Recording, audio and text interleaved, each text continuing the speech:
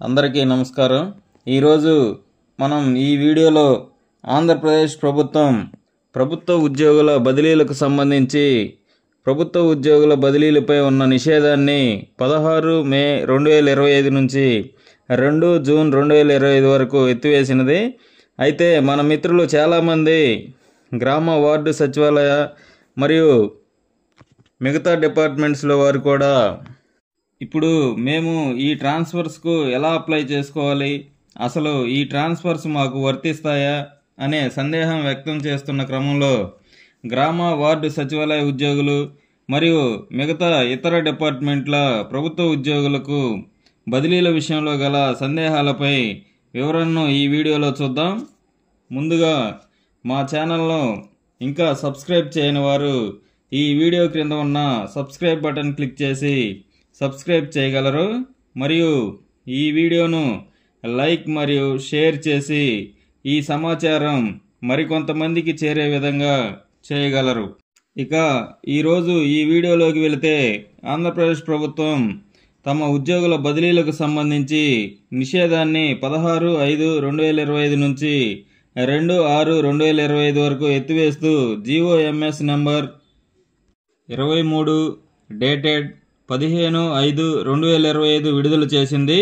ఈ జీవోలోని సమాచారం ప్రకారం ప్రభుత్వం తమ ఉద్యోగుల సంక్షేమం కొరకు వారు సమర్థవంతంగా ప్రభుత్వ సేవలను ప్రజలకు అందించటకు వారికి బదిలీలు చేపడుతున్నట్లు తెలియజేసినది.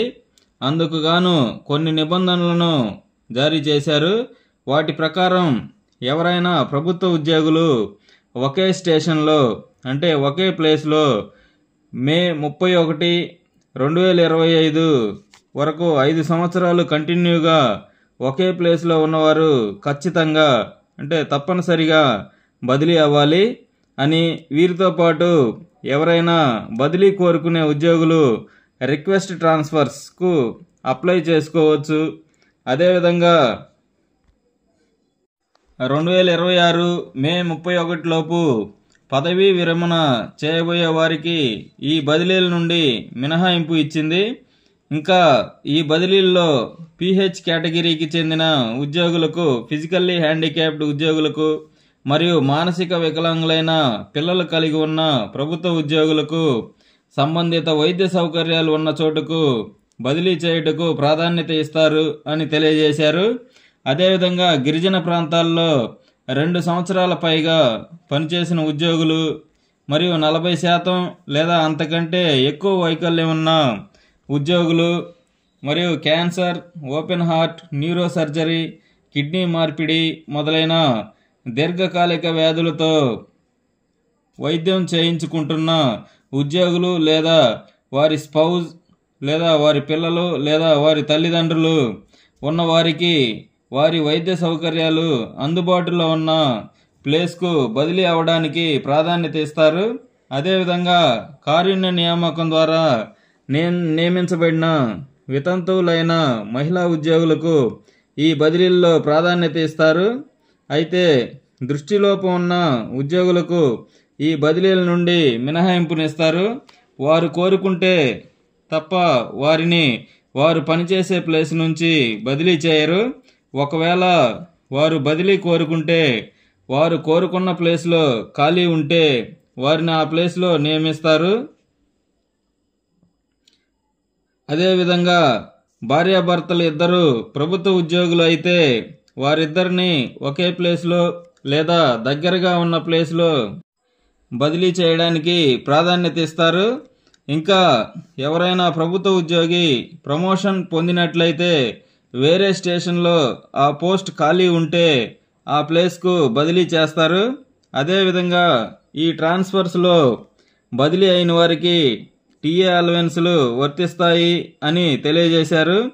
అదేవిధంగా ఎవరైతే ఆఫీస్ బేరర్స్ అంటే గుర్తింపు పొందిన ఉద్యోగ సంఘాల నాయకులకు 9 సంవత్సరాల వరకు లేదా మూడు సార్లు బదిలీల్లో మినహాయింపు ఉంటుంది అని తెలియజేశారు. ఈ నిబంధనల ప్రకారం గ్రామ వార్డు సచివాలయ ఉద్యోగులకు వారి డిపార్ట్మెంట్ వారు మరియు మిగతా డిపార్ట్మెంట్ల వారికి వారి యొక్క డిపార్ట్మెంట్ల నుంచి ఈ ట్రాన్స్ఫర్స్కు ఎలా అప్లై చేసుకోవాలి, ఎవరెవరికి అంటే గ్రామ వార్డు సచివాలయాల్లో ఉన్న అన్ని డిజిగ్నేషన్ల వారికి ట్రాన్స్ఫర్స్ జరుగుతాయా లేదా అనే వివరాలతో గైడ్ లైన్స్తో ఒక సర్క్యులర్ విడుదల చేస్తారు. దాదాపుగా ప్రస్తుతం ఈ గ్రామ వార్డు సచివాలయాలకు సంబంధించి రేషనలైజేషన్ పూర్తయింది కాబట్టి మరియు ఈ గ్రామ వార్డు సచివాలయ ఉద్యోగులందరూ దాదాపుగా అందరూ 5 years కంప్లీట్ అవుతుంది కాబట్టి అందరికీ ట్రాన్స్ఫర్స్ ఇచ్చే అవకాశం ఉంది.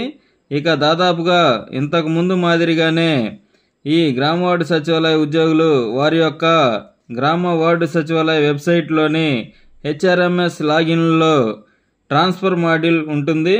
ఈ ట్రాన్స్ఫర్ మాడ్యూల్ ప్రస్తుతం అయితే యాక్టివేట్ అవ్వలేదు. గ్రామ వార్డు సచివాలయ డిపార్ట్మెంట్ నుంచి గైడ్లైన్స్ రాగానే ఈ ట్రాన్స్ఫర్ మాడ్యూల్ను యాక్టివేట్ చేసే అవకాశం ఉంది. ఆ తర్వాత అప్లై చేసుకున్న వారందరికీ ఫలానా డేట్లో కౌన్సిలింగ్ నిర్వహిస్తామని తెలియజేశారు. ఆ కౌన్సిలింగ్ నిర్వహించి ప్లేస్ అలాట్మెంట్ చేసే అవకాశం ఉంది. త్వరలోనే ఈ ప్రక్రియకు సంబంధించి టైం లైన్స్తో కూడిన సర్క్యులర్ను గ్రామ వార్డు సచివాలయ డిపార్ట్మెంట్ నుంచి విడుదలయ్యే అవకాశం ఉంది. కాబట్టి బదిలీలు కోరుకునేవారు పైన చెప్పిన ప్రయారిటీ కేటగిరీలో ఉన్నవారు అంటే ఫిజికల్లీ హ్యాండిక్యాప్డ్ వారు కానీ, స్పౌజ్ కేటగిరీ ఉన్నవారు అంటే భార్యాభర్తలిద్దరూ ప్రభుత్వ ఉద్యోగులు అయిన వారు కానీ, ఇంకా దీర్ఘకాలిక వ్యాధులతో బాధపడుతున్న స్పౌజ్ లేదా తల్లిదండ్రులు లేదా పిల్లలు ఉన్న ఉద్యోగులు, అదేవిధంగా విడో వంటి ఉద్యోగులు వారి యొక్క ప్రాధాన్యతకు సంబంధించిన సర్టిఫికెట్లు రెడీ చేసుకోగలరు. ఎందుకంటే ఈ బదిలీలకు సంబంధించి టైం తక్కువగా ఉన్నది కాబట్టి ముందుగానే ఈ సర్టిఫికెట్లు రెడీ చేసుకొని ఉంచుకుంటే ఈ బదిలీలకు కౌన్సిలింగ్ అప్పుడు సబ్మిట్ చేయవచ్చు. ఇదండి ఈ వీడియో. తదుపరి గ్రామ వార్డు సచివాలయ డిపార్ట్మెంట్ నుంచి ఈ బదిలీలకు సంబంధించిన అప్డేట్ రాగానే షేర్ చేస్తాము. కాబట్టి ఈ వీడియోను లైక్ మరియు షేర్ చేసి మా ఛానల్ను సబ్స్క్రైబ్ చేయగలరు. Thanks for watching. Thanks to everyone. మన తర్వాత వీడియోలో ఈ గ్రామ వార్డు సచివాలయ ఉద్యోగుల స్పెసిఫిక్ పర్పస్ ఫంక్షనరీలకు సంబంధించిన ఉద్యోగుల యొక్క రేషనలైజేషన్కి సంబంధించిన విషయాన్ని చూద్దాం.